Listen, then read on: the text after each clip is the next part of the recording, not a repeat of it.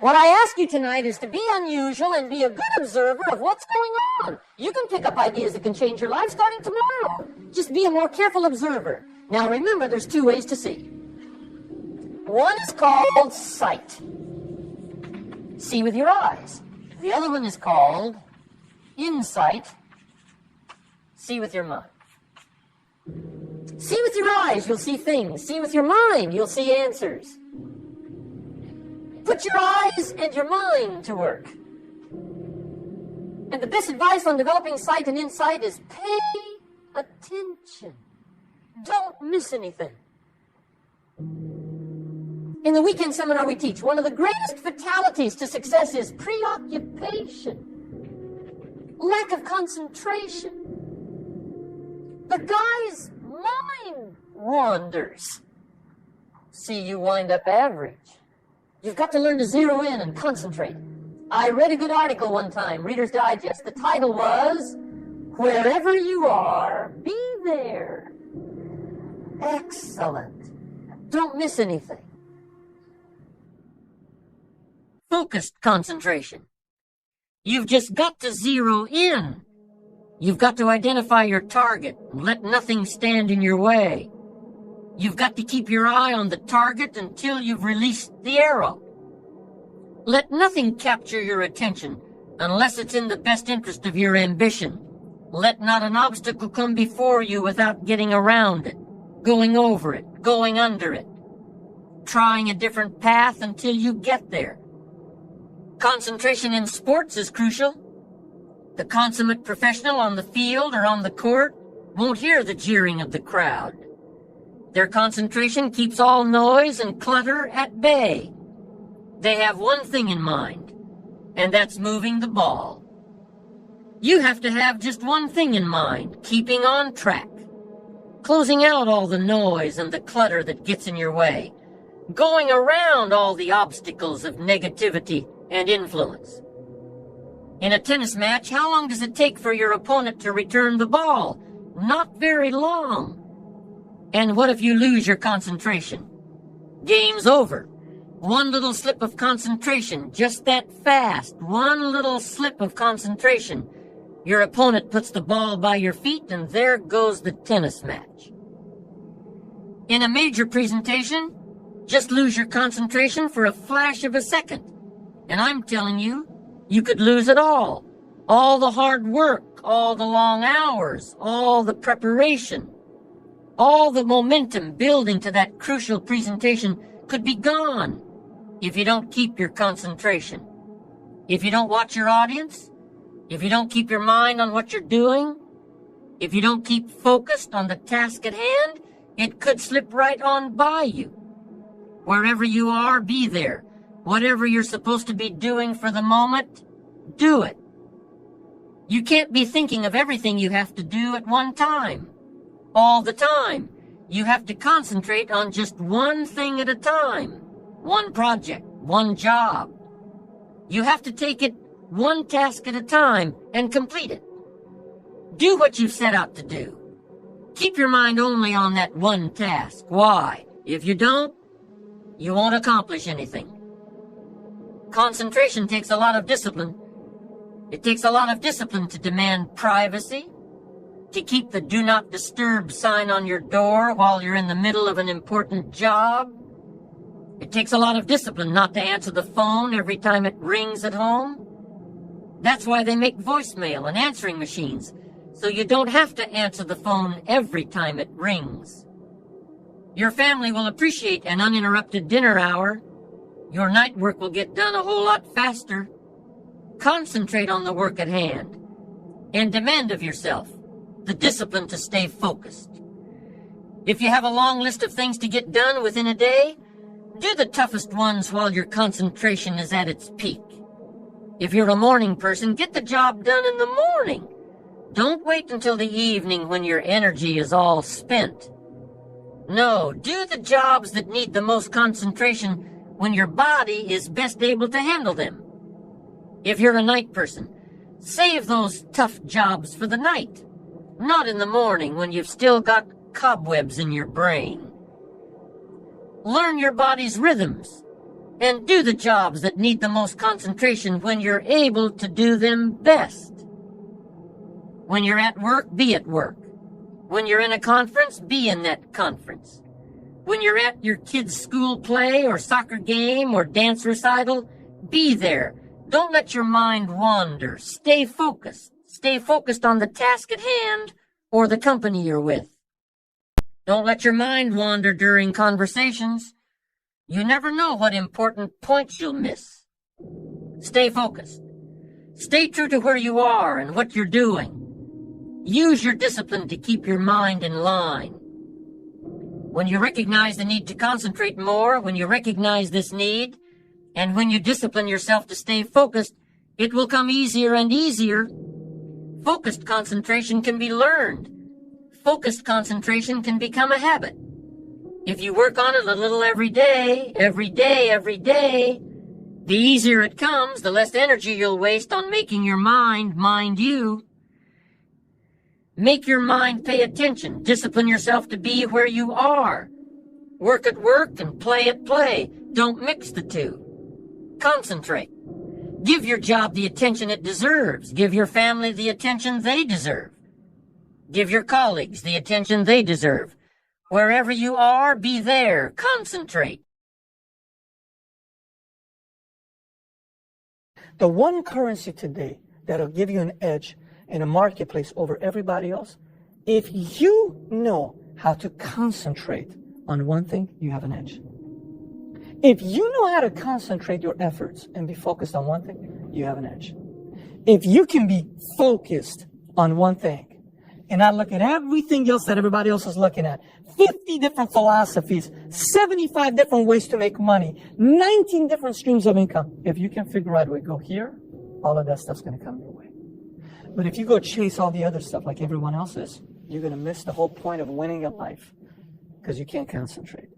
Concentration today is the number one currency. You show me anyone today who knows how to concentrate, I'll show you someone that nobody wants to compete with because it's very intimidating to concentrate in today's time. So yes, it is very confusing today. We are all over the place today. I totally understand where you could be here today. But imagine if you could concentrate. What would life look like? Imagine if you went back and started being hungry like you once were before. Combine hunger and concentration. You know what you'd be capable of doing? Anything you want to do. If you stay hungry and if you can stay concentrated at a time where the world is confused today. When I was growing up as a child, I was teased very often for being so distracted. Teased for being distracted, teased for not being able to concentrate. It wasn't until I was in my early 20s when I graduated from university. I grew up in Australia and I left and went to Hawaii, where I joined my guru's monastery. It was a cloistered traditional Hindu monastery where he taught me how to concentrate. And that's really what I want you to keep in mind, this concept of being taught how to concentrate. It's in my humble opinion that most people can't concentrate today for two reasons. One is we're never taught how to concentrate. And second is we don't practice concentration. Right? So how can you do something if you're never taught how to do it? And how can you be good at something if you don't practice it? People tell us to concentrate, but they don't tell us how to. You can't expect somebody to do something if you don't teach them how to do it. And then if they want to be good at it, they have to practice it, right? So if I wanted to play for the Chicago Bulls or dance for the San Francisco Ballet Company, I ask people this question all the time in my talks. I ask them, how many hours a day should I practice? The general answer is usually about 8 hours a day, 6 days a week. And then I ask them, so after 6 months, can I play for the Bulls? The answer is usually no. After a year? No. But I'd be better at basketball, right? I'd be a better ballet dancer. So imagine if you practice distraction 8 hours a day, 6 days a week. What would you be good at after 6 months? Distraction. After a year, you'd be really good at distraction. After a year and a half, you'd be an expert at distraction. You'd write the New York Times bestseller on distraction. You'd get on stage, you'd be so distracted you forget what you were supposed to talk about. Right? That's how good you are. But the truth is, we don't practice distraction 8 hours a day, 6 days a week. the truth is we probably practice it more like 16 hours a day, 7 days a week. The average person sleeps, what, 7 to 8 hours, to say, roughly. So we're awake for about 16 hours of the day. Let's just say on average we're practicing it 13 hours a day, 7 days a week distraction. And then you wonder why you're so good at it. That's the law of practice. The law of practice is that we become good at whatever it is we practice. Whether it's positive or negative, it doesn't matter. If you practice something over and over and over again, you become really good at it. And that's why people are so good at distraction, because it's what they practice. Why aren't people good at concentration? Because they never taught it, and they never practice it. They don't need to be drugged. They just need to be taught how to do it. Children don't need to be drugged. They just need to be taught how to concentrate. And then they need to practice it, just like anything else, to become a good tennis player, to become a good dancer, the performer, anything. Practice, practice, practice. And then people say things like, technology are great distractors, right?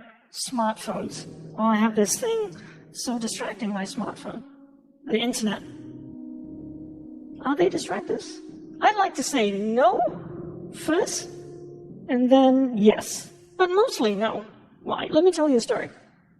So when I left Australia after university and went to Hawaii to be a monk, it was a very traditional monastery, so when you join a monastery like the one I did, you literally have to give everything up. Your family, your friends, everyone you know, everything you owned.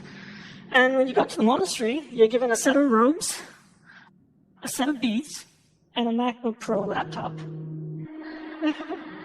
Yes, I did say a Mac. So every monk got a Mac, and when iPhones came out, we had an iPhone as well. So technology in itself is not a bad thing. It's actually a beautiful thing, as long as we're in charge of it. But if every time your iPhone beeps or makes a sound and you turn to it and you go, yes, master, how can I serve you today? Then you live in that world of distraction. It's training you to be distracted. But if you actually use technology, then technology is not a bad thing. When I say yes earlier, that technology can be distracting, there are some aspects of technology that can be distracting. For example, in the Mac, you have notifications that drop down. But that's as easy as clicking on it and turning it off. Turning off those notifications and not responding, but choosing what you want to engage with. Right? So technology in itself is not a bad thing. The question is, do we choose to engage in it or not? So how do we become good at concentrating? We start by understanding the mind.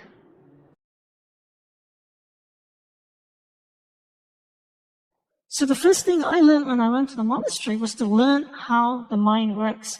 Because once you know how the mind works, you can control it. And once you can control it, you can focus it. You can't focus or concentrate something you don't understand. So how does the mind work? From the monk's perspective, from the monk's experience of the mind, there's two things that you need to understand. One is there's awareness, and one is the mind. So I'll take a few moments to explain this to you and share what they are. So imagine awareness as a glowing ball of light, like an orb that can float around. Okay, so that's awareness.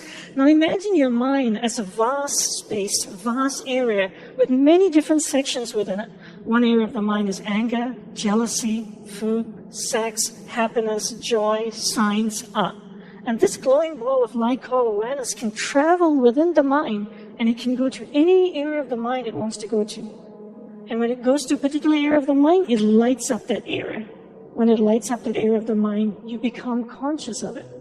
So to give you an example, your friend invites you to go see a movie, for example, okay? Okay, so you go to the theater, you're watching, you sit down, the lights are all on, you're chatting with your friend, the lights dim, the movie starts. And if it's a really great director and producer, he or she can take your awareness to any area of the mind they want you to go to, right? They can take you to a sad area of mind, to a happy area of the mind. The movie can get really exciting, thrilling, suspenseful, scary. And it's 90 minutes later, you see 2 words on the screen and it says, the end. And you turn to your friend and you go like, wow, that was an amazing movie. But you paid $13 or $14 or $15 or whatever it is to allow the director to take your awareness to different areas of the mind. And this happens on a daily basis. each day we allow someone or something throughout the day to take our awareness from one area of the mind to another. When we allow a person or something to do that, we're being distracted. The art of concentration is the art of keeping awareness, that ball of light, on one thing for an extended period of time. Every time the ball of light drifts away, we bring it back. It drifts away again, we bring it back. Right? So that's the theory. You have awareness and you have the mind. You are not the mind. When people say my mind wanders all the time, technically that's a false statement. What wanders is your awareness. Your awareness is moving within your mind. And this is what happens all day. We allow people and things around us to take awareness from one area of the mind to another all day long, from the time we wake up. And therefore, we become distracted.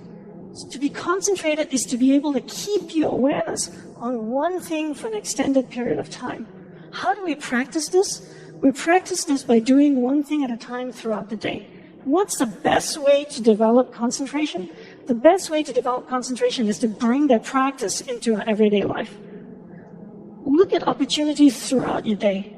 In your average day, ask yourself, what's a great opportunity to practice concentration? Every time you speak with your spouse or your partner, keep that ball of light, that awareness on that person. It drifts away, bring it back. It drifts away, bring it back. The more you practice this, the more you become better at concentration. Give her or him your undivided attention. So if you speak to your spouse for 2 hours a day, what a great opportunity to practice concentration. Every time you speak with your child, practice concentration. Parents come up to me all the time and say, how can I teach my children to concentrate? Very easy. You learn to concentrate first. There's an old saying that goes, monkey sees, monkey do. You know? And if you can't concentrate, you can't expect your child to concentrate. And if you don't teach your children how to concentrate, how can they possibly learn how to concentrate? They can't. The benefits of concentration are endless, right? When you're able to concentrate, you're able to focus all your energy into a single given point. Life is a manifestation of where your energy is flowing. And if you can't concentrate your energy, the things that you want to manifest in your life becomes very, very challenging. So learn to concentrate by doing one thing at a time. Bring this practice into everything that you do throughout the day. Make it a part of your life. Practice, practice, practice. Keep bringing awareness back and keep it focused on one thing at a time. So, do you have any practical advice on how I can improve my ability to concentrate and pay attention to the world around me? Well, I have some practical advice for that. The first piece of practical advice. Often the devil's in the details, you know. But often some practical advice is, well, regulate your habits. Try to get up at approximately the same time each morning. I would recommend that you get up approximately when other people get up. So that would be something in the neighborhood of 7:30 or 8 in the morning, or perhaps earlier, or perhaps a little bit later, but you want to stabilize that because your circadian rhythms operate more fluidly, and your mood is likely to be regulated better if there's islands of stability in your daily routines. Human beings like daily routines, just like dogs like daily routines. And so regulate your sleep. I would say when you get up in the morning, eat breakfast. That's a really important thing to do. I can't tell you how many people I've treated in my clinical practice whose proclivity for emotional instability and depression, anxiety, general hopelessness, emotional pain and gloom and doom, as well as capacity to concentrate, were properly regulated or inhibited or reduced by merely ensuring that they ate I would say a protein and fat rich breakfast relatively soon after they wake up. And that's especially true if they're stressed. And so it can be regulating your sleep, and your breakfast eating habits in particular can be a very effective way of regulating your mood and increasing your capacity to concentrate. The other thing I would say is that spending some time scheduling your time is also extraordinarily useful. And so I can tell you a little bit about how to use schedules effectively. So the first thing I would do the first thing I would say is that you should develop a long-term plan. There's some vision of the good towards which you're working, and some vision perhaps of the hell that you're avoiding. And then I would say, once you set up that vision so that you know how to orient yourself, then you should start designing your days. And you can do that very effectively with a calendar like Google Calendar. And instead of, many people say, well, I hate using a schedule, or I hate using a calendar. And what I would say about that is that if you hate using a schedule or a calendar, then you're probably using it wrong. What you're doing is using the calendar as an external tyrant that's telling you what you should do if you were going to be a conventionally good person each day. So you load yourself up with arbitrary responsibilities. But that's not really how you should use a schedule. What you should use a schedule to do is to design the day that you would most like to have. And obviously that's going to include accepting some responsibility and undertaking to make progress on those things that you have to make progress on to keep your life from collapsing into chaos. But it should also mean that you schedule in activities that make you actually want to have that day. And so if you're using a schedule properly, that it can be your friend. And that can also be something that can increase your capacity to concentrate. And then I would say, well, if you're very scattered, then you can start to train yourself. You might say, well, I need to learn to read without distraction. So maybe what you do, you say, okay, well, for the next week, I'm going to read 10 minutes a day, and I'm going to try to limit the distractions. And if you're successful at that, then you can try 12 minutes a day. And if you're successful at that, you can try 15 minutes a day. And the trick is to set a goal for yourself that is slightly beyond your current level of performance, enough to be challenging, enough to be worthwhile if you accomplish, but not so difficult that you're likely to fail. And then practice incrementally, day by day, trying to inculcate the habits that you want to inculcate. And assume that it'll take you a number of months or even a number of years in order to become very fluent at the habit. The important thing is to start improving incrementally, because incremental improvement pays off like compound interest.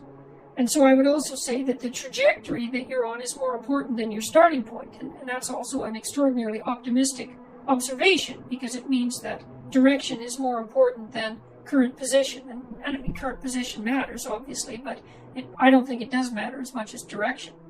So if you want to learn to concentrate more, define what constitutes concentration. Break it into micro habits, and then start practicing instantiation of those micro habits.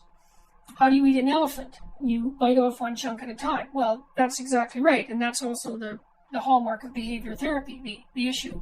But one of the things you do if you're a behavior therapist is take the problem at hand and decompose it into its microelements, and then practice implementation of the microelements. And that can be the inculcation of new habits, as I already mentioned, but that's also a great way of learning to face the things that you're avoiding, learning to confront the things you're avoiding that frighten you or that stop you in your tracks.